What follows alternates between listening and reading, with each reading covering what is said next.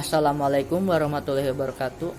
Yang terhormat Bapak Sigit Febrianto Susilo MPD selaku dosen pengampu pendidikan bahasa serta rekan semua yang juga saya hormati. Alhamdulillahirrahmanirrahim.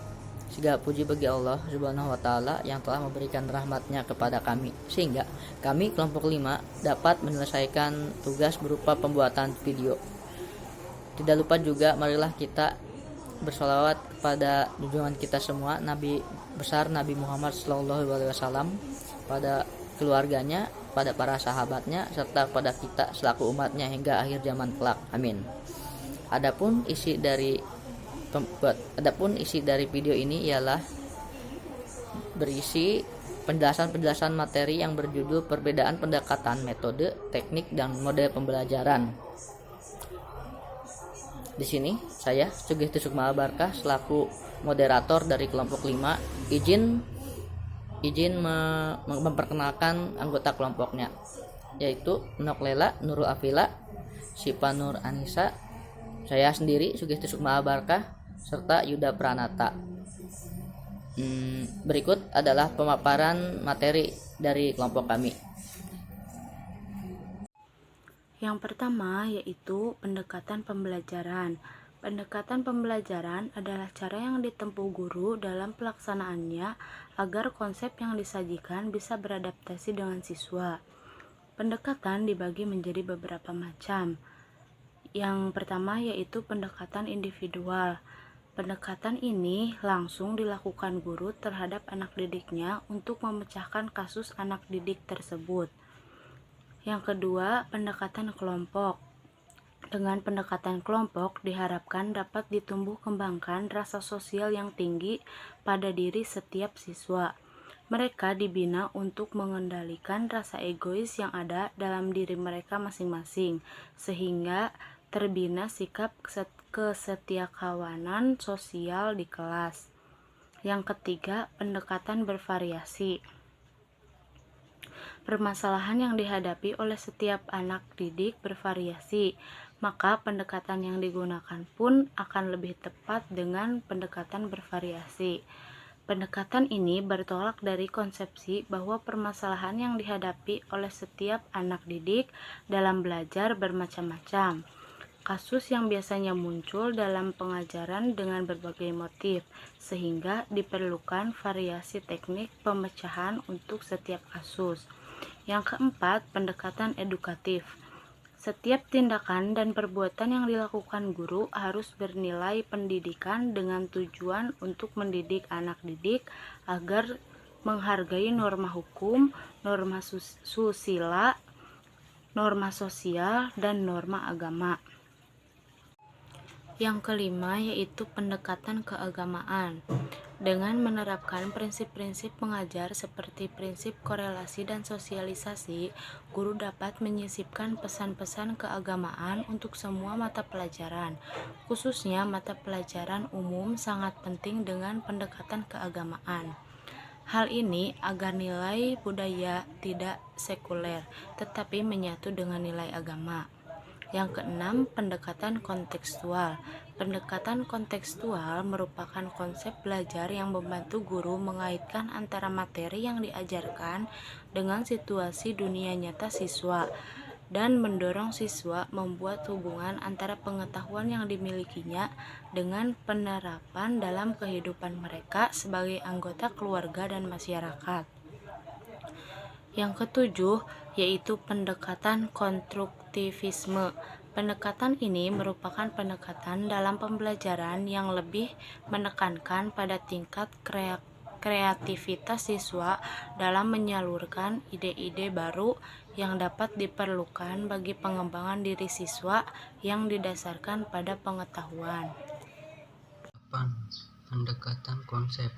Pendekatan konsep adalah pendekatan yang mengarahkan peserta didik menguasai konsep secara benar dengan tujuan agar tidak terjadi kesalahan konsep.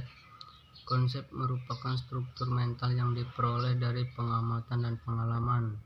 9.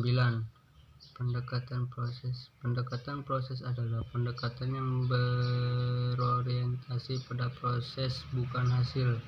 Pada pendekatan ini, peserta didik diharapkan benar-benar menguasai proses karena sangat penting untuk mengembangkan kemampuan berpikir. 10.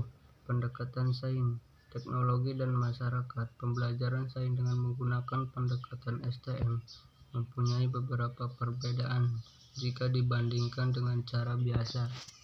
Perbedaan tersebut ada pada aspek kaitan dan aplikasi bahan pelajaran, kreativitas, sikap, proses, dan konsep pengetahuan. 11. Pendekatan ekspositori. Pendekatan ekspositor menekankan pada penyampaian informasi yang disampaikan sumber belajar pada warga belajar. 12. Pendekatan inquiry.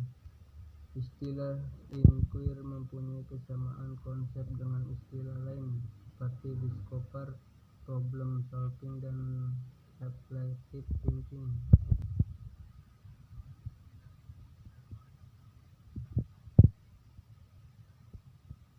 Pendekatan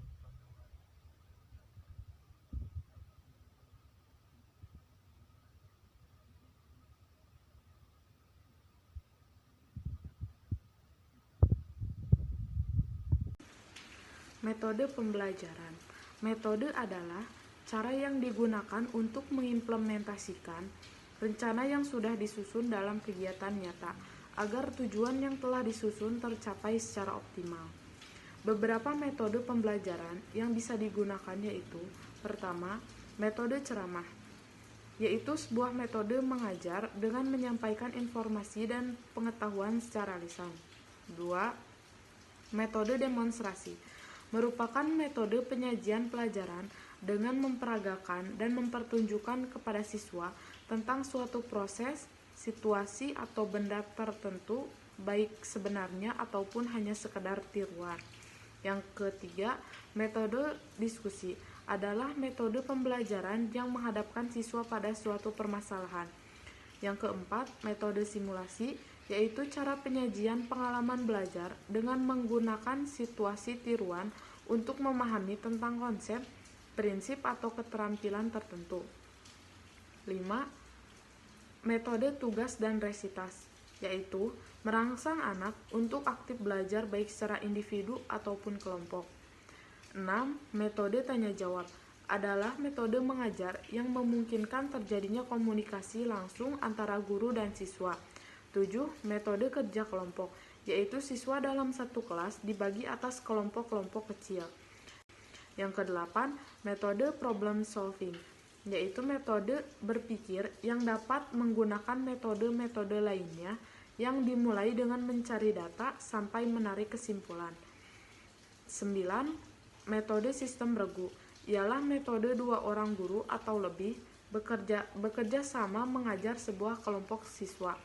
Yang ke-10, metode latihan, umumnya digunakan untuk memperoleh suatu ketangkasan atau keterampilan dari apa yang telah dipelajari.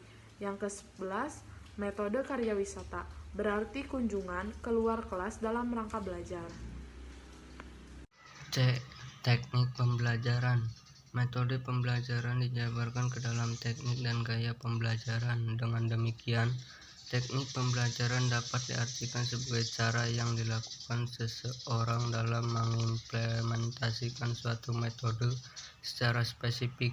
Misalkan, penggunaan metode ceramah pada kelas dengan jumlah siswa yang relatif banyak membutuhkan teknik tersendiri. Assalamualaikum warahmatullahi wabarakatuh. Saya Nuklela dari kelompok 5 ingin membacakan materi bagian D, model pembelajaran. Model pembelajaran pada dasarnya merupakan bentuk pembelajaran yang tergambar dari awal sampai akhir yang disajikan oleh seorang guru dengan secara khas. 1. Model pembelajaran langsung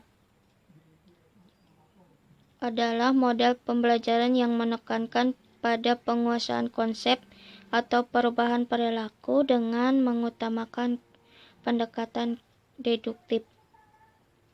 2. Model pembelajaran berbasis teknologi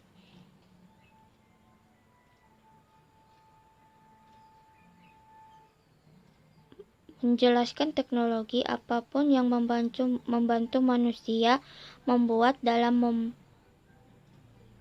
mengubah, menyimpan, mengomunikasikan, atau menyebarkan informasi. 3. Kooperatif adalah kegiatan pembelajaran dengan cara berkelompok untuk bekerja sama, saling membantu, mengkonstruksi konsep, menyelesaikan persoalan, atau inquiry. 4. Kontekstual adalah pembelajaran yang dimulai dengan dalam sajian atau tanya jawab lisan, seperti negosiasi. 5. Realistik merupakan fakta, konsep, prinsip, algoritma, atau aturan untuk digunakan dalam menyelesaikan permasalahan proses dunia empirik. Selanjutnya kita ke kesimpulan.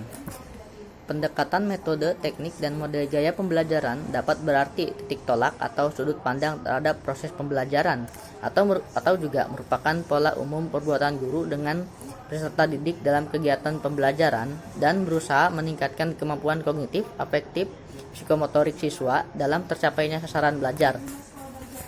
Dari metode, pendekatan, model strategi, taktik, dan desain gaya diharapkan mampu memaksimalkan dengan mempraktikkan pendidikan itu untuk mengatasi semua permasalahan yang muncul dalam upayanya membentuk kepribadian anak didik sehingga nantinya memperoleh hasil yang memuaskan dan mampu menciptakan generasi bangsa yang berkualitas. Sekian pemaparan dari kelompok kami. Mohon maaf bila banyak kesalahan. Terima kasih. Assalamualaikum warahmatullahi wabarakatuh.